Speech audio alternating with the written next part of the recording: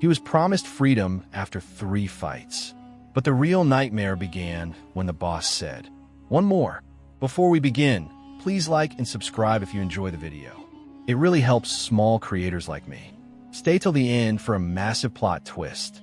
Several months have passed since Yuri Boyka earned his freedom. Freedom, however, does not bring peace.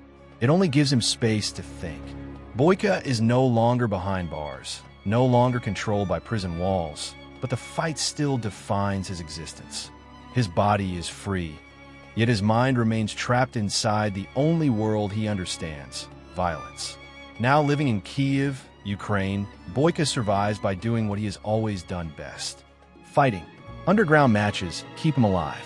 Crowds gather in secret locations, drawn by blood, brutality, and reputation. And Boyka's name still carries weight. Fighters fear him. Promoters want him. Spectators come to see something break. By his side is Kirill, his manager, a man who handles the deals, the money, and the logistics. Kirill believes Boyka's future lies in dominance. Bigger fights, bigger paydays, more fear. But Boyka's heart is no longer fully in it. One night, inside a brutal underground ring, Boyka faces another opponent. The crowd roars. The bell rings. The fight is vicious, fast, and unforgiving. Boyka moves on instinct, precision, power, perfection. One strike lands harder than intended. The opponent collapses. Silence spreads. The man does not rise. Medical staff rush in. Moments pass. Then reality hits. The opponent, Victor, is dead. The crowd disperses, unsettled. The fight is over, but something far more important has ended. For the first time in his life, Boyka does not feel victory. He feels emptiness, guilt. He did not mean to kill, but intention does not change outcome. That night, Boyka sits alone. His fists, once symbols of pride, now feel like weapons he no longer understands. For the first time, he asks himself a question he has avoided his entire life. What am I fighting for?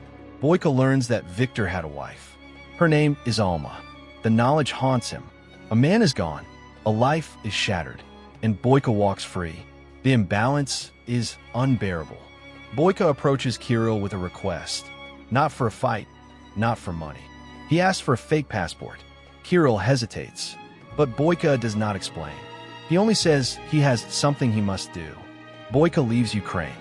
He travels to Russia, to a small, forgotten town named Drovny. The town feels heavy, quiet, broken. Here, Boyka finds Alma, and the truth is worse than he imagined. Alma is drowning in debt. She owes money to a powerful local crime boss named Zurab. Zurab owns the town in every way that matters. Money, fear, violence. Alma lives inside a community center, a place meant to protect children, to keep them off the streets, away from crime. She works as a waitress in Zurab's underground fighting club, serving drinks to men who gamble on blood. She has no way out. Zurab is searching for something. A new fighter. Someone strong. Someone who can entertain his crowd and expand his influence. And when Boyka steps into his world, Zurab immediately sees opportunity. Boyka sees something else. A chance to make things right. Boyka approaches Zurab, not as a challenger, not as a threat, but as a bargaining chip. He makes a deal. He will fight for Zurab. In exchange, Alma will be freed from her debt. Zurab listens, smiles, agrees, but with conditions. 3 fights. Win them all. Only then will Alma be free. Boyka accepts. Alma is cautious around Boyka. She knows who he is. She knows what he did. But she also sees something else. Regret. Purpose. She allows him to train at the community center. A small, worn-down room with broken equipment and cracked walls. Boyka trains there in silence. No crowd. No music. Only discipline. The first match arrives. Boyka steps into the ring. His opponent is strong, but unprepared. The fight ends quickly. Too quickly. Boyka wins with ease. The crowd cheers. Zurab is pleased. The second match is different. 2 brothers enter the ring. Coordinated. Aggressive. They attack together. Boyka is tested, but he adapts. Moves. Endures. In a brutal exchange, both brothers fall. A double knockout. The crowd explodes. Zurab smiles wider. Back at the community center, Boyka speaks with Alma. He asks her a simple question. Why don't you leave? Alma answers honestly. She cannot abandon the children. Without the center, they would be recruited by gangs, turned into criminals. Violence would claim them. She stays because someone has to. Boyka listens and understands. The third match is announced. Boyka faces Igor Kazmir, Zurab's elite henchman, a skilled, ruthless fighter. The fight is intense. Both men push limits, but Boyka prevails. Kazmir falls. Defeated, Boyka prepares to leave. The deal is complete. 3 fights, 3 wins. But Zurab is not finished. He stops Boyka. There will be one more fight. The true champion. Boyka refuses. Zurab insists. Alma's freedom is at stake. Boyka reluctantly agrees. Zurab bribes a high-ranking police officer.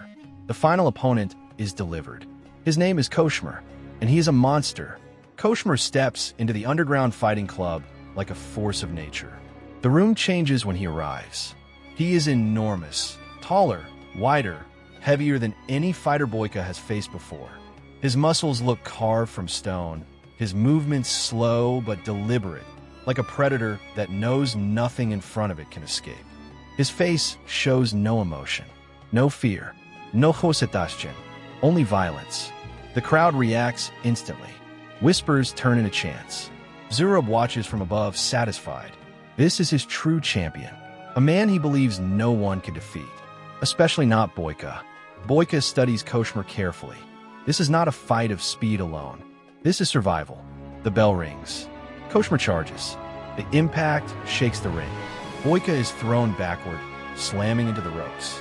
Every punch from Koshmer carries brutal weight, each strike capable of ending the fight instantly. Boyka dodges, blocks, absorbs.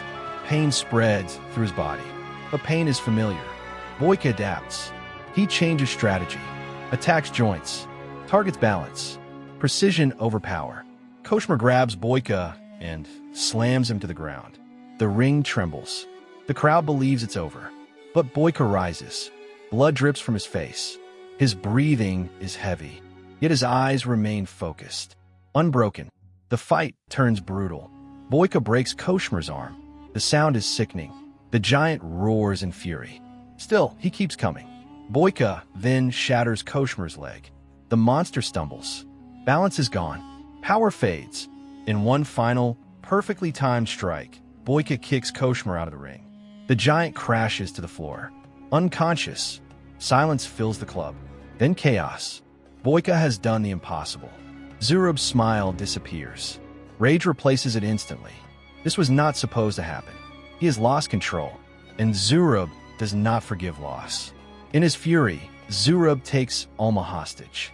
He drags her forward, pressing a weapon to her. He orders his henchmen to kill Boyka. No rules, no honor, only execution. Boyka does not hesitate. Pain no longer matters. Bullets fly. Fists break bones. Boyka moves through Zurab's men with brutal efficiency. One by one, they fall. Blood stains the floor. Boyka pushes forward. Relentless. Driven. A gunshot rings out. Boyka is hit. The force nearly drops him, but he stays on his feet, fueled by rage, fueled by guilt, fueled by purpose. Zurab runs.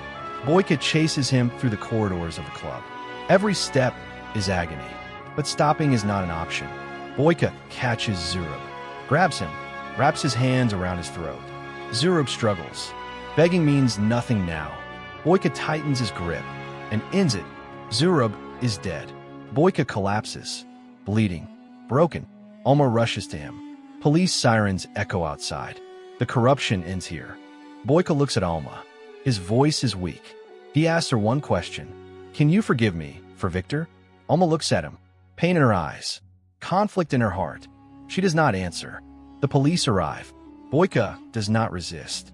He is arrested. 6 months pass. Boyka is back in prison, where the world makes sense to him, where rules are simple, where fighting is honest. One day, Alma visits. They sit across from each other, separated by glass. She tells him she forgives him, not because he fought, not because he suffered, but because he tried to do the right thing. For the first time, Boyka feels peace. Back inside the prison, Boyka continues to fight. Not for money, not for fame, but for something greater. The title he has always chased. The most complete martial artist in the world. The fight never ends. But now, it means something. Thanks for watching. Please consider liking the video and subscribing if you enjoyed the content.